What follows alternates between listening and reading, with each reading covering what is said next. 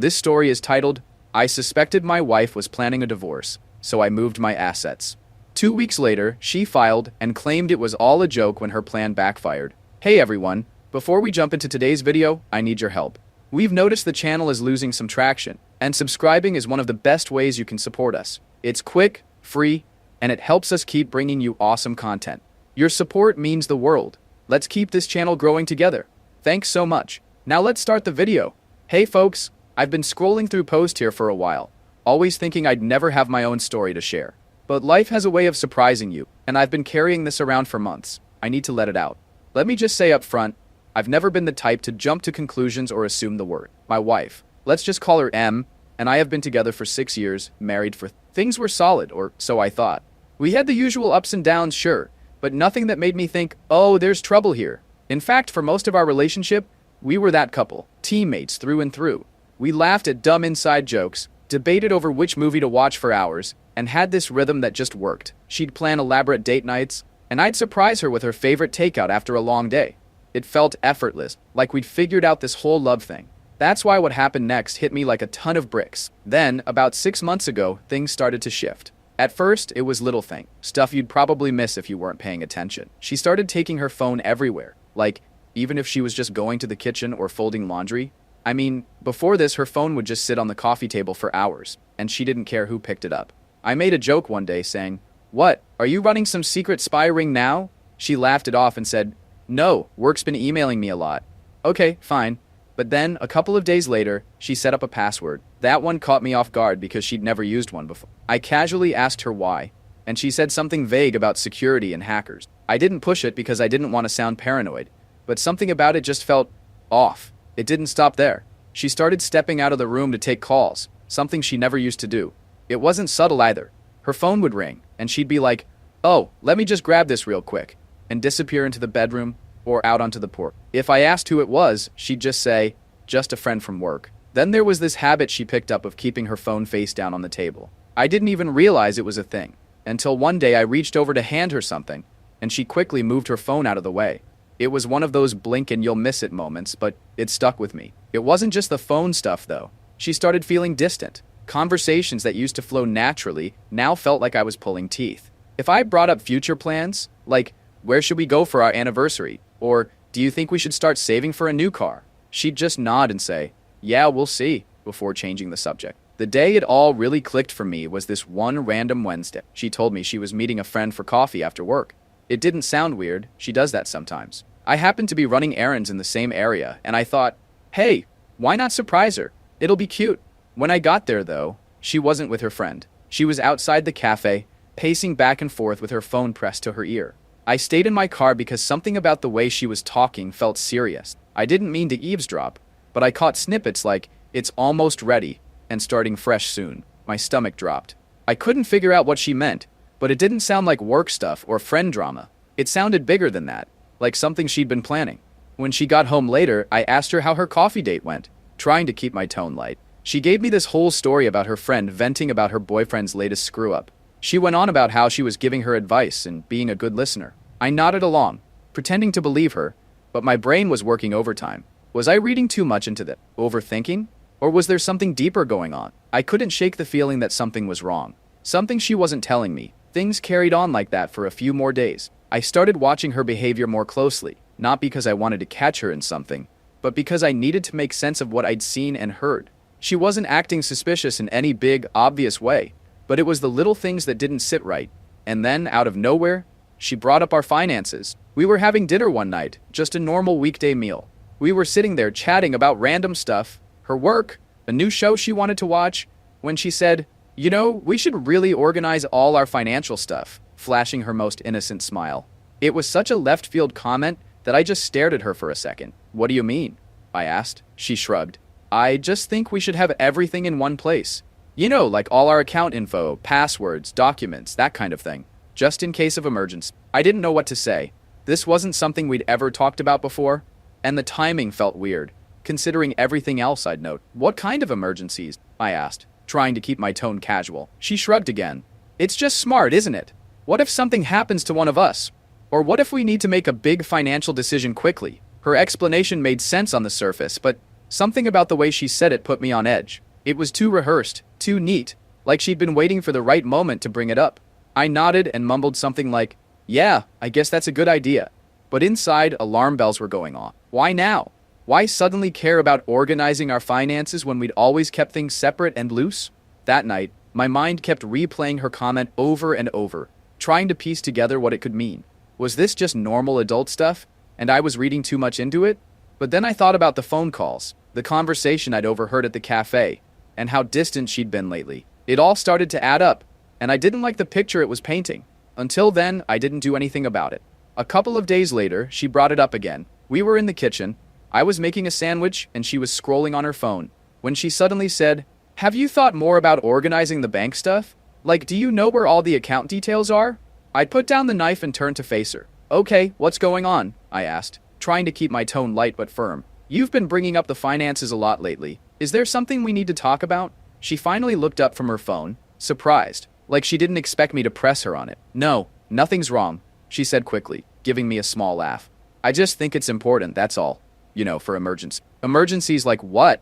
She shrugged, her face unreadable. "I don't know, just life stuff. It's not a big deal, I promise. I just think it's something we should get on top of." Her answer felt vague, too vague. I nodded and let it go. But the way she avoided giving a straight answer only made me more suspicious. It didn't feel like a casual suggestion anymore. It felt like she was hiding something, and I had no idea what it was. So the next day, while she was out at work, I decided to take a closer look at our financial situation. I opened our joint account online and noticed something strange. A few small transfers had been made over the past month. Nothing huge, just little amounts that didn't seem to have a clear purpose. They weren't labeled for bills or groceries or anything like that. I didn't want to jump to conclusions, but it looked like she'd been moving money out of the account for something, but I couldn't figure it out. I thought about confronting her, but something told me to wait. If I was wrong, I'd look like an idiot, and if I was right, well, I needed to be careful, and it was eating up on me. So I reached out to someone I trusted, an old college buddy who happens to be a lawyer. I told him what I'd noticed, trying not to sound like a conspiracy theorist. "Look," he said after I explained everything, "I'm not saying something's definitely going on, but you're not crazy for wanting to be prepared. If you're worried about protecting your assets, now's the time to do it. Better safe than sorry." He gave me a rundown of what I could do, simple steps to make sure my finances were secure if something was going on. I'll admit, the idea of taking action like that felt extreme. It felt like I was planning for something terrible when I wasn't even sure anything was wrong. But the more I thought about it, the more it made sense. If she was actually up to something, and I was starting to believe she was, I needed to protect myself. It wasn't an easy decision to make, though. This wasn't just about money or assets, it was about the life we'd built together. I kept replaying memories in my head. Our wedding day, the times we stayed up late talking about our dream, the random little jokes How did we get here? Was this really what our marriage had come to? The thought of taking these steps felt like admitting defeat, like I was officially giving up on the trust we once had. That evening, while she was out, I sat down at my desk and pulled out my laptop. My hands were shaking as I opened the browser and started going through everything. Bank accounts, investment accounts, the house deed. Each document I reviewed felt like a betrayal, but the nagging voice in my head kept reminding me that this was about survival, not sabotage. I wasn't trying to hurt her. I just couldn't shake the feeling that if I didn't act now, I'd regret it later. I made a list of everything I could transfer and how to do it without raising suspicion. As I typed, I felt this crushing weight settle on my chest. I'd trusted her completely for years, and now here I was, playing defense against the person I thought would always have my back. Then I called my mom and didn't tell her everything, just enough to explain why I needed her help. "I need you to hold on to some things for me for a while. It's nothing bad, just something I need to do to protect myself, just in case." She was quiet for a moment, probably trying to figure out what I wasn't saying. "Are you okay?" Her voice full of concern. "Yeah," I lied. "It's just a precaution, nothing to worry about." She didn't press me, but I could hear the hesitation in her voice when she said, "Of course, sweetheart. Whatever you need." Hanging up the phone, I felt a strange mix of relief and shame. I hated involving her in this mess, but at the same time, knowing she had my back gave me some sense of stability in a situation that felt like quicksand. By the time Em got home, I'd already started the process. I transferred most of my assets, our savings, my investments, even the house, into my mom's name. I left enough in our joint account to keep up appearances, but the rest was locked down. She didn't notice a thing. She came in, kissed me on the cheek, and asked if I wanted to watch a movie. I acted normal, but inside I was a mess. Part of me felt guilty, like I was betraying her trust, but another part of me felt relieved. like I was finally taking control of a situation that had been spiraling out of my hands. Over the next few days, I kept things as normal as possible. I didn't want to tip her off that anything had changed. She seemed content, even unusually cheerful at times. But instead of putting me at ease, it made me more suspicious. If she was planning something, she was doing an expert job of hiding it. What stood out, though, is that she didn't bring up the finances again, not once. After I questioned her the last time, it was like the subject had completely vanished from her mind. At first, I thought maybe I'd overreacted and she dropped it, because it really wasn't that important. But the more I thought about it, the more it felt like she was avoiding it. Almost like she was dreading bringing it up again after I pressed her. I caught her glancing at me a few times, the quick little looks, like she was gauging my mood or deciding whether to say something. Every time I noticed, she'd immediately turn her attention back to whatever she was doing. Her phone, the TV, a book. It was subtle, but it was there. It felt like she was waiting for me to bring it up, like she didn't want to risk pushing the topic again. The silence about it only made me more uneasy. It wasn't like her to just drop something she thought was important, and the way she avoided it now felt deliberate. If she was testing the waters, she wasn't getting in. And if she was waiting for something, I wasn't about to give her the green light. Whatever her next move was, I knew I needed to stay one step ahead. Something was coming. I just didn't know when or how. All I could do was prepare. That night, I made sure everything was solid. I went over the paperwork again, double-checking every detail of the asset transfers to my mom. The house, the savings, the investments, everything was legally in her name now, locked in a trust that couldn't be contested. I even called her to confirm she had all the documentation on her end. 2 weeks went by, and things seemed normal? Too normal, actually. She was acting more affectionate, even initiating conversations about random stuff like work, or what we should eat for dinner. It threw me off because, for months, she'd been distant, avoiding anything deeper than surface-level talk. Part of me started to wonder if I'd been overreacting all along. Maybe the weird behavior was just stress or something I couldn't understand. But then, on a random Friday night, she sat me down on the couch, turned off the TV, and said, "We need to talk." My stomach immediately dropped. I knew what was coming before she even said it. "I think we should get a divorce," she said. Her tone so calm it felt rehearsed. It wasn't angry, and it wasn't emotional. It was just cold. Like she was telling me we'd run out of milk. I stared at her, unsure how to respond. As she launched into her reasoning, she talked about needing space, wanting to figure herself out, feeling like she'd lost her identity in the marriage. Standard breakup lines that didn't actually explain anything. But then she said something that hit differently. "You know, I've made a lot of sacrifices for you over the years, and I don't think you really appreciate them. I deserve more." That last part stung. It wasn't just about her wanting out. It was about her framing this like I owed her something, that all of this was my fault, and she was just claiming what was rightfully hers. I sat there trying to process what she was saying, but a new question kept bubbling to the surface. Why now? Then she dropped a line that made everything start to click. "A friend of mine has been helping me see things more clearly," she said, not meeting my eyes. A friend. I stayed quiet, letting her talk, but my mind was racing. Who was this friend? Why were they involved in my marriage? The way she said it wasn't casual. It sounded like someone had been hyping her up, convincing her that leaving me wasn't just an option, but some kind of strategy she needed to execute. And the more she talked about how she deserved more because of her sacrifices, the more I couldn't believe what I was hearing. Sacrifices? What sacrifices? She had been happy with me, or at least that's what she always said. I'd worked hard to give her the life she wanted, and I wasn't just talking about money. When she wanted to move closer to her job, I agreed, even though it meant a longer commute for me. When she wanted to take that expensive yoga retreat last year, I made sure we budgeted for it, even skipping a vacation I'd been looking forward to, so she could go.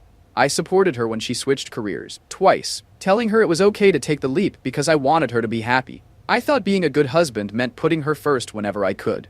And it wasn't like I was some inattentive, distant partner. I showed up. I remembered anniversaries and random little things she mentioned liking. I planned date nights when she said she was feeling stuck in a rut. I listened to her vent about work, her friends, her family. I didn't always get it right, but I always tried. That's what made her "I deserve more" line sting so much. I didn't buy it. Not for a second. She wasn't unhappy because of anything I did or didn't do. She was unhappy because something had changed in her. Maybe it was this friend she kept bringing up. Maybe it was something else. But the person sitting in front of me now wasn't the woman I married. And I wasn't going to let her rewrite the story of our marriage to suit her new narrative. I didn't press her in the moment. Instead, I nodded and said something neutral like, "If that's how you feel, I guess we should figure out the next steps." She looked surprised that I wasn't arguing or begging her to stay. But I didn't care. My focus had already shifted. I needed to know who or what was behind this sudden, calculated shift in her behavior. This wasn't just her waking up one day and deciding she wanted out. This was something bigger, and I wasn't going to let it blindside me any more than it already had. After that conversation, she went into her own apartment, and by Monday, I got the divorce papers. And let me tell you, they weren't just about ending the relationship. They were about taking everything. Half the house, my savings, my investments, the car. She wanted all of it, plus some vague clause about spousal support that made no sense given her solid income. It was like she was swinging for the fences, expecting me to roll over and hand her everything I'd worked for. At first, I thought it was just her being vindictive, but the way she'd framed her demands, so detailed and aggressive, made me reassured there was someone coaching her through this. So I started digging. It wasn't like I could just ask her who she'd been talking to, so I had to get creative. I started with her social media. She hadn't blocked me, and while she didn't post often, I went through her tagged photos and comments, looking for anyone new. That's when I noticed a pattern. Someone named Jake kept liking and commenting on her posts. Nothing inappropriate, just enough to make me pause. I clicked his profile and it was public. He didn't seem like much at first glance. A guy in his 30s who worked in marketing, judging by his bio. But as I scrolled through feed, I noticed something strange. He'd posted a photo at the same cafe I'd seen her at weeks ago. On the same day, I overheard her talking about starting fresh. My stomach churned as I kept scrolling. There were more subtle hints, a comment on one of her posts saying, "You've got this," and a selfie he'd posted from what looked like her new apartment. None of it was concrete proof, but it was enough to make me suspicious. I wasn't sure what to do with this information, but I knew I couldn't just sit there and wait for answers to fall into my lap. Her mention of a friend helping her through things had stuck with me, and I needed to know who it was. I decided to call one of our mutual friends, Lisa. She and my wife had been close for years, so if anyone knew what was going on, it would be her. I kept the conversation casual at first, just asking if she'd talked to my wife recently, or if anything seemed off. Lisa responded quickly, saying she didn't know anything about a friend or any advice. I asked a few more questions, trying to probe gently, but she shut down the conversation defensively, saying she really couldn't help me. The whole thing felt rushed, like she was trying to avoid getting involved. Not ready to give up, I called another friend, Emily. I went through the same routine, explaining that I was just trying to make sense of everything. At first, she seemed hesitant, dodging my questions with vague answers. When I pressed her a bit more, she ended the call abruptly, leaving me more suspicious than ever. I sat there, frustrated, trying to figure out what my next move should be. Then, to my surprise, Emily called me back. She told me she needed to make sure whatever she said wouldn't get back to her. I promised it wouldn't, and after a long pause, she finally told me what she knew. Apparently, my wife had been spending a lot of time with someone named Jake, someone she'd met through work. Emily said she didn't know much else, but from what she'd heard, Jake was deeply involved in the advice my wife was getting about the divorce. Hearing that name felt like a piece of the puzzle clicking into place. Now it was clear this wasn't just about her needing space or finding herself. Someone else was in the picture, steering her decisions, and I was determined to find out why. I decided to confront it in my own way. That weekend, I drove to her apartment building and parked a block away, hoping to confirm what I already knew. Sure enough, a couple of hours later, she walked out of the building with Jake. They didn't hold hands or anything, but the way they walked together, close, leaning in to talk, was enough. They got into his car and drove off, leaving me sitting there, staring at the space where they'd been. I didn't follow them. I didn't need to. At that moment, it was clear. She hadn't just fallen out of love with me. She'd been planning her exit with someone else, and now it all made sense. The sudden distance, the financial questions, the aggressive demands in the divorce papers. She wasn't just leaving me. She was leaving me with nothing, and she had someone backing her every step of the way. I went home that night, my mind spinning with everything I'd learned. The betrayal stung, but what hurt more was how calculated it all was. She was using the divorce as a stepping stone for whatever life she was building with Jake, but she had no idea what I've prepared for her. The first mediation session was tense from the moment we walked in. Her lawyer showed up with a folder so thick, it looked like they were filing a lawsuit against a Fortune 500 company. He started going through her demands like they were completely reasonable. Half the house, the savings, my investments, the car, even some additional nonsense about spousal support. I stayed quiet, pretending to listen, but I was waiting for my lawyer to make his move. When it was finally our turn, he calmly slid a stack of documents across the table and said, "Before we proceed, I think it's important for everyone to review these." Her lawyer picked up the papers, skimming through them. His confident demeanor shifted quickly as he flipped the pages, his brows furrowing deeper with each one. "What is this?" he asked, looking. "These documents show the transfer of all major assets into a trust under my client's mother's name," my lawyer explained, his voice steady. "The transfers were completed several weeks before the divorce filing, and the trust is fully legal and irrevocable." The room went completely silent. Her lawyer turned to her. his confusion now mixed with frustration. "You didn't mention this," he said flatly. She snatched the papers from his hands and flipped through them, her face turning red. "This can't be real," she muttered, staring at the notarized signatures and dates. Then she turned to me, her expression shifting from disbelief to fury. "You planned this?" she hissed, glaring at me like I'd committed some unforgivable crime. "You knew I was going to file and you set this up to screw me over." I didn't respond. I just sat there, letting her connect the dots on her own. Her lawyer, now visibly annoyed, asked my lawyer to explain further. So he did, calmly, methodically, and with every piece of proof needed to make the transfers ironclad. The dates lined up perfectly, showing I'd moved everything well before she filed. The signatures were properly notarized, and the trust was airtight. There was nothing they could do to contest it. She was livid. "You're unbelievable," she snapped, leaning forward in her chair. "I can't believe you'd do something like this to me." I still didn't say a word. What was there to say? This wasn't about me doing something to her. This was about protecting myself, because she'd made it clear she wasn't leaving quietly. The meeting ended with her lawyer muttering something about needing to reassess their approach, but it was obvious to everyone in the room that they had no moves left to make. When we walked out of the building, she pulled me aside in the hallway, her face a mix of anger and desperation. "This isn't over," she said, her voice low. "You're going to regret this." I just looked at her and said, "I already regret trusting you. That's the only regret I have." After that mediation session, things spiraled faster than I expected. She went into full meltdown mode almost immediately. It started with the calls, endless calls. At first, she sounded calm, even apologetic, leaving voicemails that started with, "I think we just need to talk," or, "I know this got messy, but we can fix it." When I didn't respond, the tone shifted. By the second day, her messages were bouncing between sobbing and screaming. One voicemail would be her crying about how she made a mistake and didn't want to lose everything we built together. The next would be an angry tirade, accusing me of being stingy and vindictive, blaming me for everything going wrong in her life. I ignored it all. My lawyer had advised me not to engage, and honestly, I didn't want to. I was done playing her games. But she wasn't. When the calls and texts didn't work, she started spinning stories. I started hearing from mutual friends that she'd been telling people the divorce wasn't real, that it had all been some elaborate prank. A prank. I mean, who would even believe that? It didn't take long for the cracks in her story to show. Friends started asking questions like, "If it was a prank, why did you file actual legal paperwork?" Or, "Why hire a lawyer and make such specific demands if it wasn't serious?" When people didn't immediately buy into the prank excuse, she doubled down. She claimed it wasn't just a joke but a way to test the strength of our relationship. She started painting herself as the victim, saying she was hurt and betrayed by my reaction, that I'd taken things too far and destroyed the trust in our marriage. At first, some people seemed to buy into her stories. I'd get these weird texts or comments from acquaintances, saying things like, "Wow, I didn't realize things were so rough for her." Even her brother lashed out saying, "You should have just talked it out instead of being so drastic." And it was frustrating, but I knew the truth would come out eventually. And it did, thanks to one of our mutual friends. Let's call him Matt. Matt and I weren't super close, but we'd always been friendly. A couple of weeks after the mediation, he messaged me out of the blue, saying he had something I needed to see.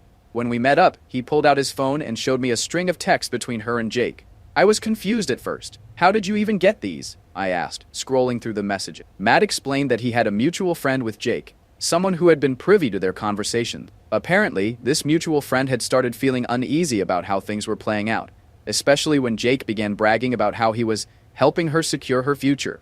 It didn't take long for that mutual friend to connect the dots and realize what securing her future actually meant, trying to bleed me dry. Feeling guilty about staying silent, the friend took screenshots of the texts and shared them with Matt, knowing he had a better relationship with me and might be able to warn me. "This guy's been playing both sides," Matt said, shaking his head. "He's been hyping her up to take you for everything, while making her believe he'd be there for her after." Matt handed me the texts and said, "I thought you should know. You don't deserve this, man." The texts were brutal. She wasn't just venting to Jake about the divorce. She was actively planning her next moves with him, and he was coaching her through it. One of the messages from her said, "Once the settlement's done, we'll have everything we need. I just need him to agree to the terms." Jake's reply, "Don't back down. Make him feel guilty if you have to. He owes you. We'll start fresh once you've got the money." I sat there staring at Matt's phone, trying to process what I was reading. This wasn't a misunderstanding or some emotional reaction to a failing marriage. This was cold, calculated manipulation. I thanked Matt, and he left, but my mind was spinning. Everything made sense now. Her sudden distance, her obsession with our finances, her aggressive demands in the divorce. It had all been part of a plan, one she'd been working on with Jake behind the scene. The texts spread quickly among our mutual friends. Matt shared them with a few people, and from there they made the rounds. Suddenly, her narrative wasn't holding up anymore. People who'd been neutral or even supportive of her started pulling away, and the shift was almost instant. The people who had been defending her or staying on the fence now saw her for who she really was. Even her closest allies started distancing themselves. By the time the divorce was finalized, she had nothing but her personal belongings. Her lawyer quietly dropped her case after realizing there wasn't a legal leg to stand on. All those bold demands had crumbled under the weight of the paperwork I'd prepared, and the trust I'd set up with my mom was untouchable. As for Jake, he seemed to vanish the moment things started unraveling. I wouldn't be surprised if he'd been using her just as much as she'd been using me. From what I could piece together, he'd been feeding her delusions of independence and a fresh start. But the second it became clear she wasn't walking away with anything, he was gone. Without Jake in her corner, her confidence took a nosedive. The calls and texts kept coming, but now they were more desperate. She wasn't accusing me anymore. She was begging. "Can we just talk? Please. I'll do anything to fix this," one voicemail said. Another, "You don't have to forgive me, but can't we just settle this and move on? I'll drop everything if you just talk to me." I didn't respond. I couldn't. The damage was done, and there was no coming back from it. Even her family started to pull away. Her brother reached out to me at one point, apologizing for some of the things he'd said earlier when he believed her side of the story. "I didn't know what she was doing to you," he admitted. "I'm sorry I ever took her word for it. As for me, I got the house, my savings, and something I hadn't felt in a long time: peace of mind. My mom, as always, was my rock. She came over with buckets of paint and a list of ideas to help me reclaim the space as my own. Now, life feels like it's finally mine again. No more second-guessing every little interaction, no more feeling betrayed. Just peace. She's a chapter in my past, one I don't reread anymore. And as far as I'm concerned, the rest of the story is entirely mine to write."